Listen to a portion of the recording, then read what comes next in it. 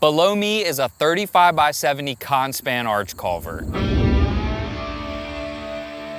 Our highway and bridge crews were in here alongside of our site crews. This is how we got it done.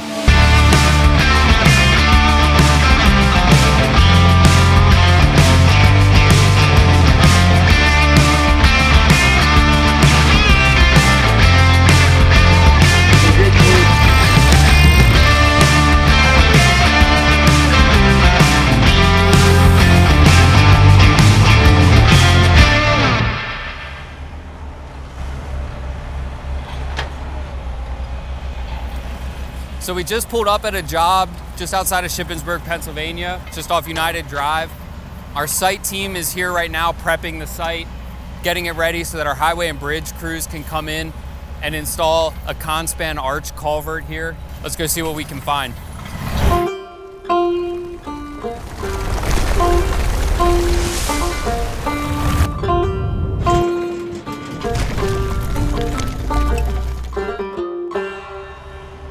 So this is Ryan. He is the site foreman for this job. I'm gonna let him explain a little bit about what they're doing, what they've been doing, and what they have left to do for this job. We started in here last week. We came in, started clearing trees, getting our ENS silt socks and all that stuff, situated. Then we started in stripping our topsoil, getting that set aside to reuse later down the road. Right now we're starting our cuts and fills, build up the roadway. Once highway and bridge gets in here, we need to start digging the footers for their concrete for the bottom of the bridge there. After that, their bridge will be coming in. They're going to set that. Once that's set and everything's good for the bridge crew, we're going to come back, start putting a stone base in, getting everything paved, and then just clean everything up, topsoil, seed, straw, and getting out of here. Well, when she wrapped her loving arms around my neck on the dance floor at Chelsea's bar, I should have turned her away, but how was I to see? I was fire and she was gasoline.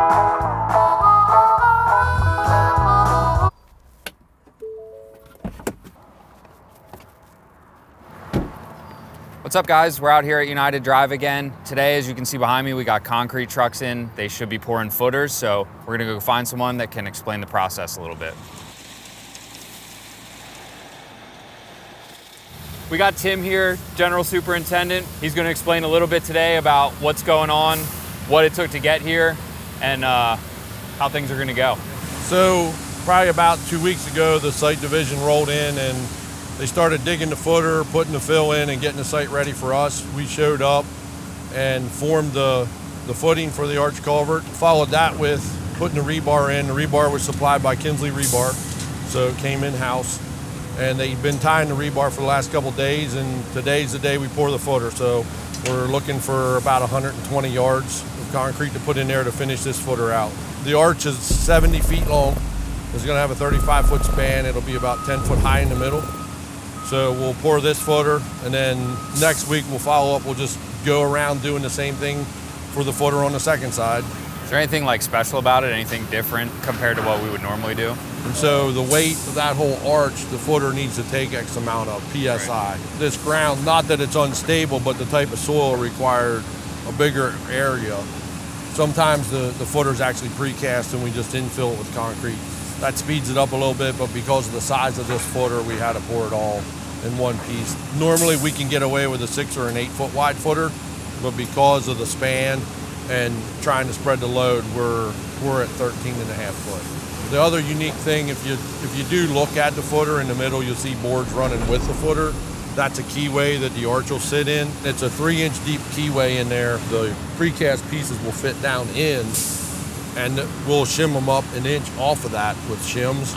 And then after the arch is set in place, wing walls are bolted down, then we'll come in with a grout and pour grout in the side, and that locks it.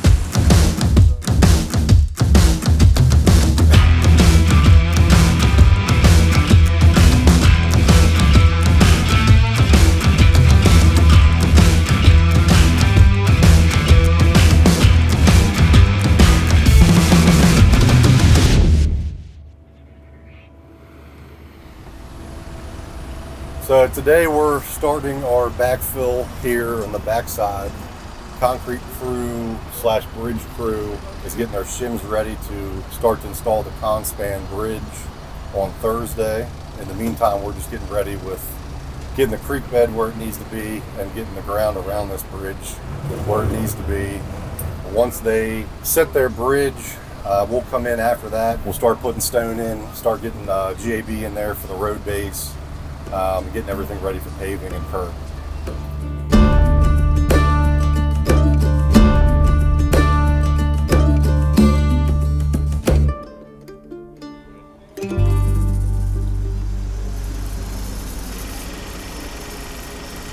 So over the last week, all these precast units you see on the trailer have been delivered from Chestertown, Maryland, and we have them staged throughout the area to pull in.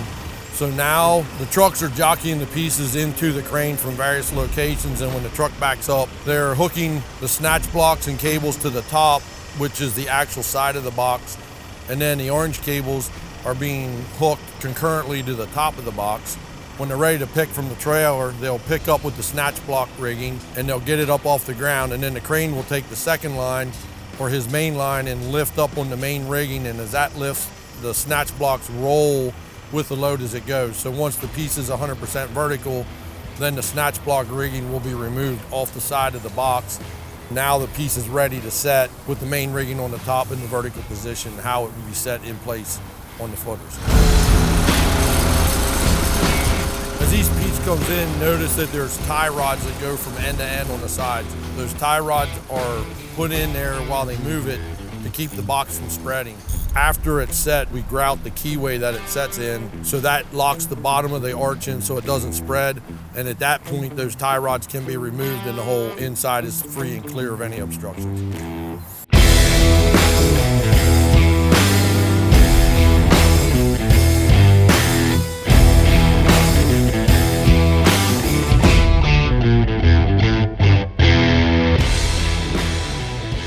As you can see, the crew working behind me, we're now sealing the joints. So they're putting a butyl rubber rope in the crack. It's not a waterproofing, but basically a dirt proofing to keep material from getting into the joints between each of the sections. And then they are putting a 2-foot piece wide of Melroll waterproofing, and they're gluing that to the concrete, and they're gonna put that on the top. It's adhesive on one side, but that will stick to keep any of the backfill material that's gonna be placed on it later from getting into them joints. The benefit of doing a precast arch like this is, number one, the speed to get it done. It's less expensive because the footers aren't as complex. You don't have to do beams.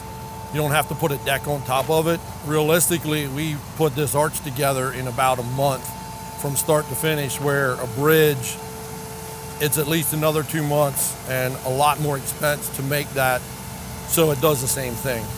If they're installing the arch the way it's designed and following everything to the specifications, this has the same lifespan of a bridge that you would put in the ground. It's basically concrete steel like a bridge, and it's gonna last like a bridge.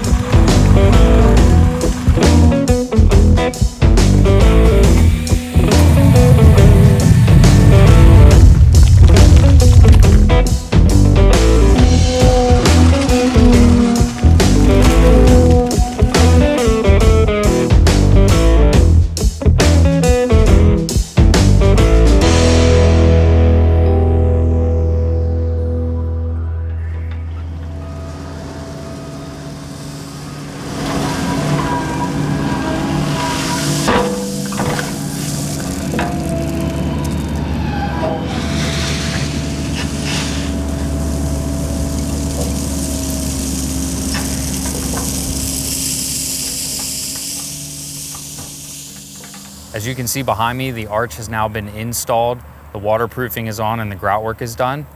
Ryan, can you explain a little bit about what you got going on today? Yeah, after they did the grout, we had to wait on their testing to make sure the strength was good enough to start putting stone on the outsides. We got confirmation yesterday that testing was good and everything passed. Bridge crew took out all their support rods, and then we're starting to put 57s and everything else we need for the top to get the road ready. Once you guys are done and you get all the backfilling and all the stoning that you need, what's next? So next week they're going to come get the string line put out for the curb crew. Curb crew's going to pour all the concrete curb towards the end of the week. The following week we're going to spend time getting our stone base ready for blacktop, and they're going to come in and pave.